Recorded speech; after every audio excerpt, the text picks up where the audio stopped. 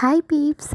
അപ്പോൾ ഇന്ന് മറ്റൊരു ഹെയർ കെയർ വീഡിയോ ആണ് കേട്ടോ. ഇത് ഞങ്ങളുടെ ഹോസ്റ്റലിൻ്റെ ബേക്കിലുള്ള ചെമ്പരത്തി മരമാണ് കേട്ടോ. ഞാൻ ഈ വാച്ചൊക്കെ ഇട്ടേക്കുന്ന റെഡിയായി ചെമ്പരത്തി പറിക്കാൻ പോയെന്നല്ല, ഞാൻ കോളേജ് വിട്ട് വന്നിട്ട് റൂമിലേക്ക് പോണതിന് മുന്നേ ചെമ്പരത്തിയില പറിക്കാൻ പോയതാണ്.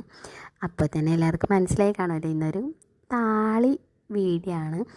അപ്പോൾ നമ്മൾ നല്ല ചെമ്പരത്തി പറിക്കണം കേട്ടോ. ഇപ്പം മഴയൊക്കെ ആയിട്ട് ഇലയിൽ വന്നിട്ട് നല്ലോണം കേടുണ്ടാവും. അപ്പോൾ നോക്കി പറിക്കാൻ ഞാൻ ഈ പറിച്ചതിൽ തന്നെ ഇടയ്ക്ക് വന്നിട്ട് ഇലകൾ കേടുണ്ട്. അത് ഞാൻ കഴുകിയ സമയത്ത് മാറ്റിയെടുത്തിട്ടുണ്ട്.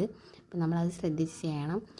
പിന്നെ ഇതുപോലെ വെള്ളം എടുക്കുക. എന്നിട്ട് നമ്മൾ കറ്റാർ വാഴേൻ്റെ തൊലി കളഞ്ഞിട്ട് അതിൻ്റെ പൾപ്പ് എടുക്കുക.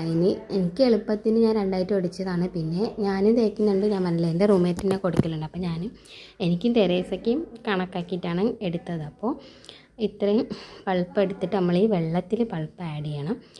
നല്ലോണം ഇതുപോലെ കത്തിയോ അല്ലെങ്കിൽ സ്കെയിലോ എന്തെങ്കിലും കൊണ്ട് എടുക്കുക കേട്ടോ.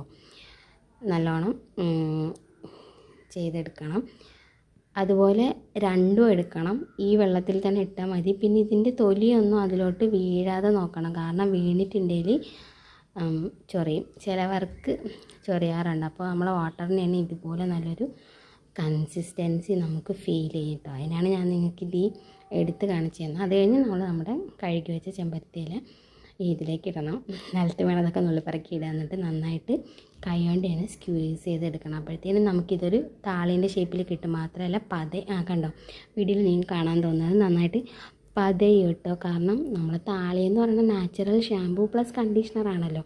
എന്നിട്ട് അത് നല്ലോണം അരിച്ചെടുക്കുക. അല്ലാതെ നമുക്കിപ്പോൾ മിക്സിയിൽ തന്നെ അടിച്ചാലേ താളി ആവുള്ളൂന്നൊന്നുമില്ല. നന്നായിട്ട് അരിക്കണം കേട്ടോ.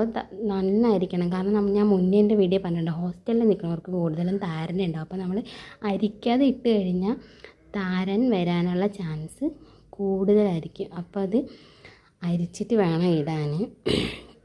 അത് കഴിഞ്ഞിട്ട് നമ്മൾ തലയിൽ തേക്കുന്ന വീഡിയോ ഒന്നും കാണിക്കുന്നില്ല.